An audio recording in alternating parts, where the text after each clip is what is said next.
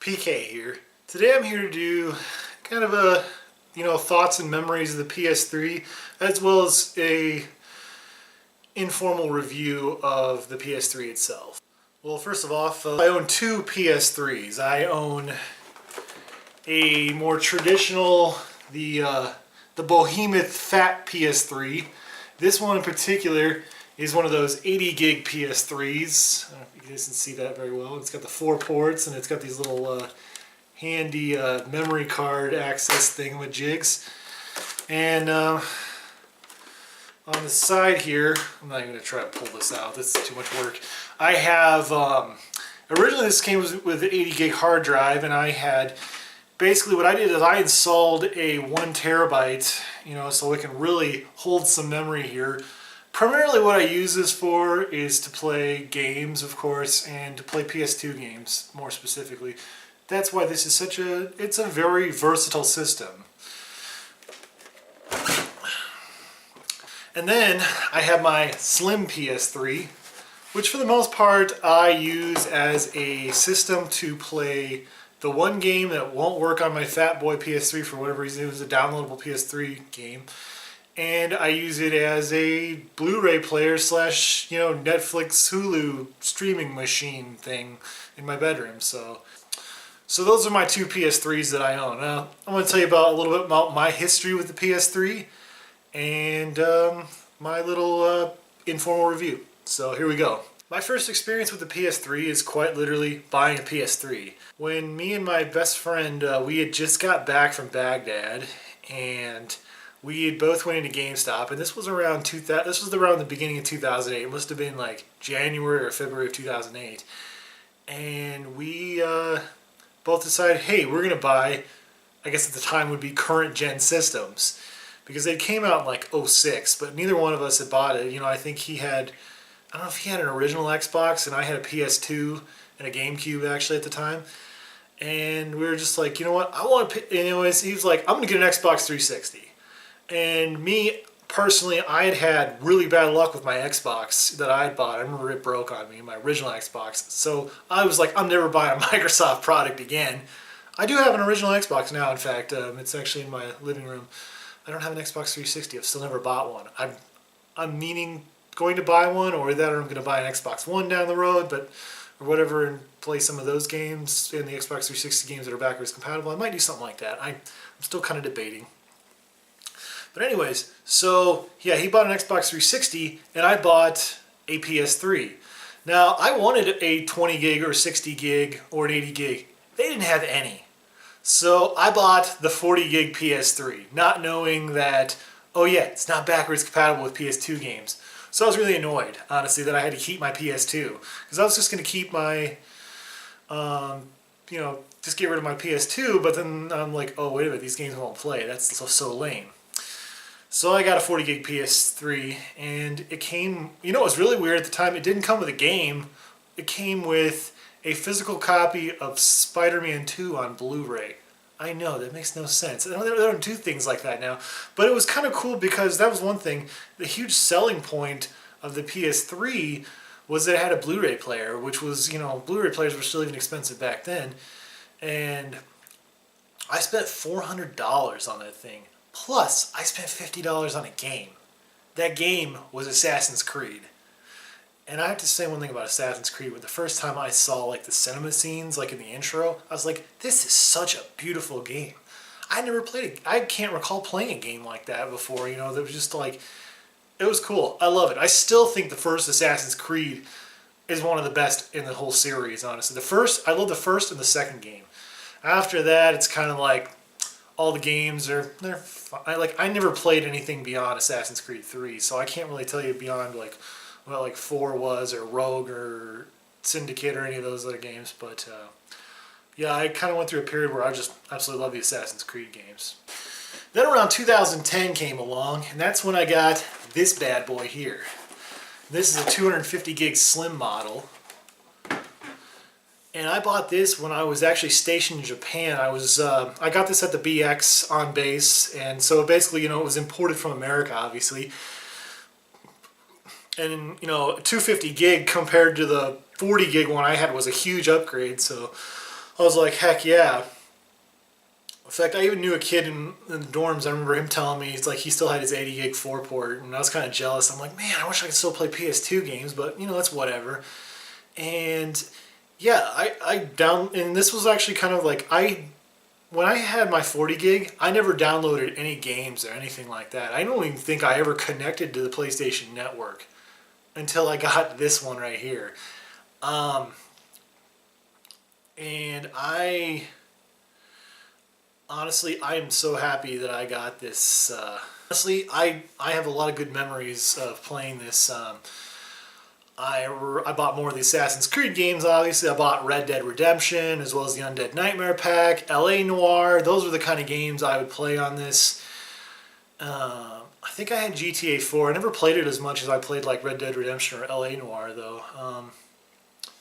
There were just so many good games on here, and played my NASCAR games, of course. There weren't very many for the PS3 for whatever reason, as there were for the PS2. The PS2 had a ton of games, a ton of racing games for that matter. Yeah, that was the thing of the BX or whatever was, you know, it's like whatever was out, I'd buy it. I wasn't the kind of person at the time who, you know, was on Amazon.com a lot or anything like that. Maybe that was for the best, but games could be kind of expensive at the BX from time to time, or just really hard to find games in general. I remember at one point I bought Call of Duty Modern Warfare 2 just because, quite literally, it's like I wanted to buy a game. I wanted to buy a game so bad, and there just was nothing there. You know, I'm like, you know what, I'm going to get Call of Duty. And the only time I ever played it, actually, was when I was deployed. I ended up living in Japan, I ended up getting deployed to Kuwait. And while I was in Kuwait, yeah, I played Call of Duty Modern Warfare 2 with a whole bunch of friends. We did like the 4-player split screen and all that. And we had a real good time. I still never think I ever played something. I only played the single player mode on here. And that wasn't too bad. I mean, it wasn't a really incredibly hard game, but it was interesting. And that was actually, Kuwait was around the time I started doing a lot of downloading as far as games. I would download DLC. This was before I just really had such a problem with DLC. It wasn't a big deal to me, but now it's kind of like, wow, they're really trying to milk those games for all they're worth kind of thing. And there's good DLC and there's bad DLC, of course. But also, this was where I started downloading like digital games, which I didn't really. And that was the thing that was interesting too. Is like when I was stationed in Kuwait. The thing about Kuwait is it's a very well established base. You're not, or at least where I was at was a very well established base. I mean, we were living in dorm rooms, not tents, kind of thing. So I basically, you know, they had Wi-Fi internet in the dorms we were in, and it would literally take all day just to download one little game. Like, I remember I downloaded, I want to say it was Sonic 4 Episode 1. I downloaded Turtles in Time Reshelled. There were some other games, I can't recall. But those are the two games I like distinctively remember. And I remember and I remember my roommate coming home and being like, why did you download Turtles in Time Reshell? I could have told you this game sucks. I was like, seriously? Well, then I go, well, that explains why I beat it in like 45 minutes. But, and my other roommate, he used to love to play Sonic 4 Episode 1 for whatever reason. And I remember he got like super far. He got me a whole bunch of trophies and whatnot. But, yeah, I had some really, really fun memories of playing this bad boy here. And now I bet you guys are wondering, or maybe you're not wondering, maybe you don't care, how did I end up acquiring this bad boy, this big behemoth of the 80 gig? And as I've said before, I've always had a desire to play PS2 games on a PS3. I think that's one of the best ways you could play it because of the, you know, I feel it's a much more reliable way to play PS2 games and PS1 games for that matter. So when I first moved in with the woman who would, of course, eventually become my wife, Amy, we were living in a little apartment, and in this apartment, I think I was looking for a job at the time, and I'd saved a lot of money at this point. Much more, I wish I still had the money I saved, but here or there, I think most people do, right? And I was walking into GameStop one day because I was, bored, and I had been just browsing. I was planning on just buying a couple of games or whatever, to fend off boredom and depression because I didn't have a job. And GameStop was having one of these deals where it's like you could buy any PlayStation 3 for $150 plus you get a game worth either $20 or less depending on or whatever for free. So I got a 60 gig PS3 and had Resident Evil 6, I believe was the game that I got. And so yeah, it ended up being in some change, $160. And quite literally 3 weeks later, the sucker Yellow Light of Death's on me. I couldn't believe it. I was like, are you serious? And then so I traded it back in for another 60 gig. 29 days into the 30-day whatever, another Yellow Light of Death. I was really not happy at this point, and I was getting pissed, honestly. And so I go back to this GameStop to return it, and I'm like, this is ridiculous. So anyways, and they said, well, we don't have any more 60 gigs. I go, do you have any more 80 gig 4 ports? He's like, we don't, but we would have to charge you more anyways. I'm like, really?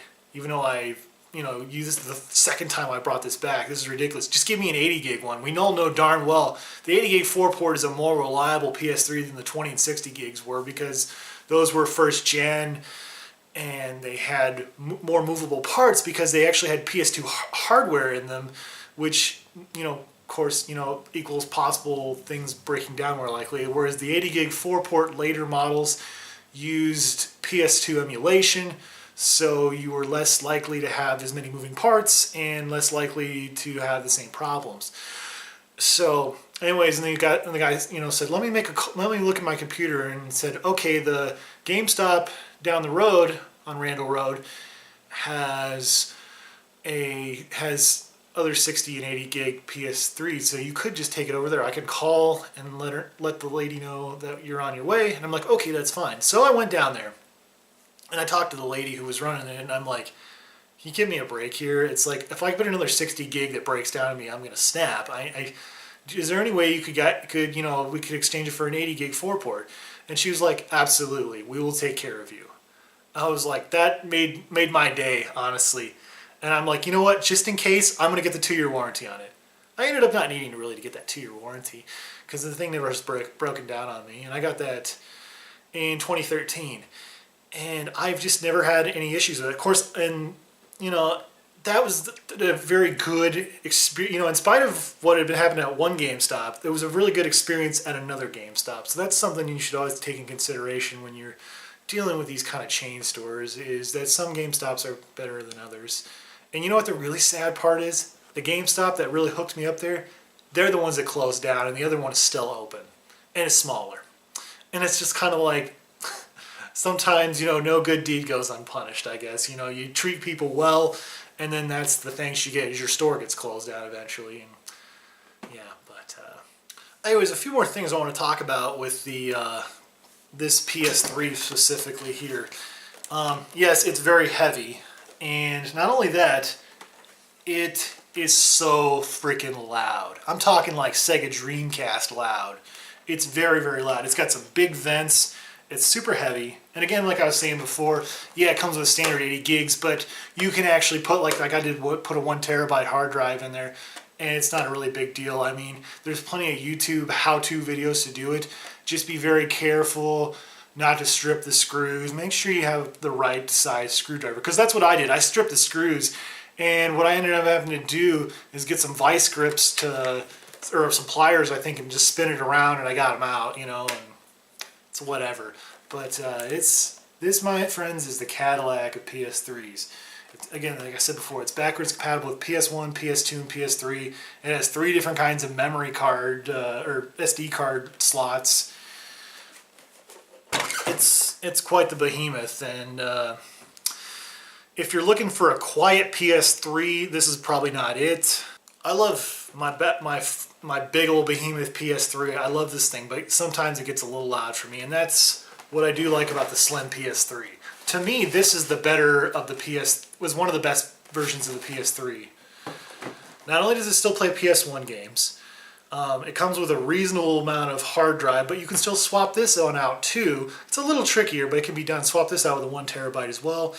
And not only that, it's well built. It's not as cheaply made as the later super slim PS3s, and it's very reliable. For me personally, again, I've had this since 2010, and I'm an original owner, and I've had zero issues. I've never, sometimes, even with the old PS3, I still clean the vents out here and there with like a vacuum cleaner. I just go to the behind it, and I've had no issues. I think what's great about the PS3s is it's probably the last console that's ever going to be backwards compatible with with 2 previous generations of games.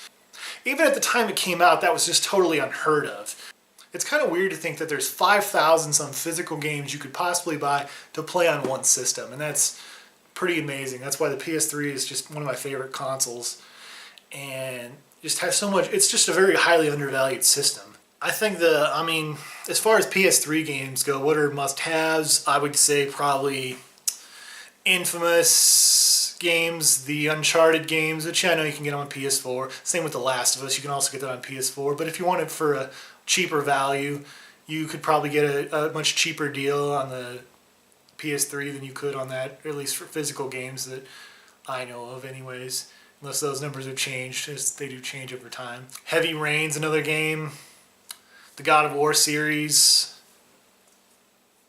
Little Big Planet, Ratchet and Clank games. 3D Dot Game Heroes is also a PS3 exclusive, and that game is a lot of fun. Metal Gear Solid 4 Guns of the Patriots, definitely one of the best Metal Gear Solid games. And it's always so dirt cheap. Like, I've found it several times at GameStop for like 99 cents, and I'm like, how can a game that is so good be this cheap? It's just beyond me. And they must have a huge influx of those games and just cannot begin to get rid of them. Like, seriously, everybody who owns a PS3 should have Metal Gear Solid 4 Guns of the Patriots. It is worth your money and it's worth your time. It's basically the ultimate, I guess I would call thank you to all those who love the Metal Gear Solid series. And in a way, I feel like this is the game that, it was the end of Solid Snake's journey and the end of the traditional Metal Gear Solid series as we know it, because obviously the 5th one, I own the 5th one actually on PS3, never played it. Heard it's the most inferior port of it, but I was like, I just have to have it because it's a Metal Gear Solid game. I don't know, what, I don't even know why I even opened it. I should have kept it sealed, but no, I opened it up to see what was inside. There's a bunch of download codes. I should probably use those codes too at some point, but heard it's super inferior compared, but if you're going to play a Metal Gear Solid game, buy Metal Gear Solid 4. That's a complete game that has a lot to offer. So there's so many great games. What can I say? You have the most vast library of any game console ever, especially if you have one of these old 4-port backwards compatible PS3s. So for my money's worth, I think the PS3 and the Wii are probably two of my favorite consoles. It's kind of a hard decision to make, like which is better, but anyways, so that's my review of the PS3. Is it worth buying? Yeah. Absolutely worth buying. I highly recommend getting one if you don't have one. The console obviously had a rocky start. But that's what happens when you debut with a $500, $600 system and your competition system is significantly cheaper. You're going to have a bad time. But they recovered. They recovered really well. It took them till like 2011 to start making money, but they did it. Recently it was announced that the PS3 will no longer be manufactured in Japan.